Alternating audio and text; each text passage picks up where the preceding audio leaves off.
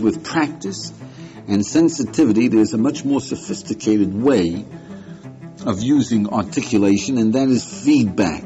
Saying to yourself whether you mean it or whether you understand it. It's a feedback system.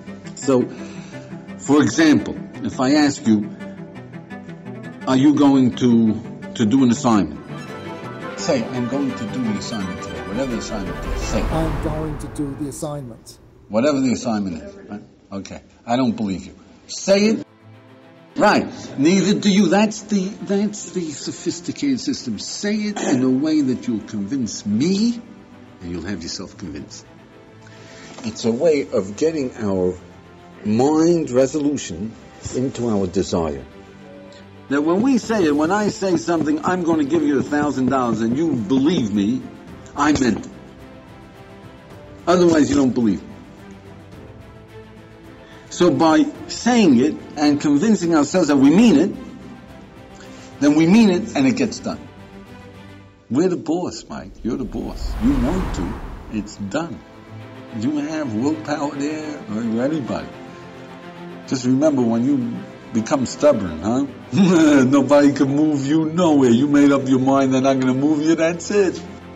So the question is, how do you make up your mind? Say it. Say it until you mean it. You made up your mind, off you go. You're on the march.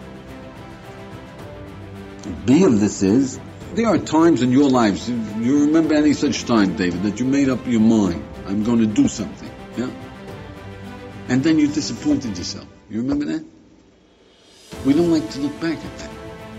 I'm going to learn the language, we make up our minds. We made the mistake of not saying it and listening to hear whether we meant it. We took it for granted. I mean it. I mean business, bluster. Yeah. When somebody tells you, oh yeah, this time, no more, this is the last time. you listen to him, you say, you're full of baloney. Yeah. You understand? But if he says it and he convinces you, he convinces himself. And it's done. So when you really want to make a decision and you know it's very important for you, say it, get a friend who'll tell you whether he believes you or not, and you say, I believe you. That's it. Don't make the mistake of taking it for granted. I make up my mind, I mean it. Nonsense. We make up our mind. We don't even think we're going to even try, perhaps. Yeah.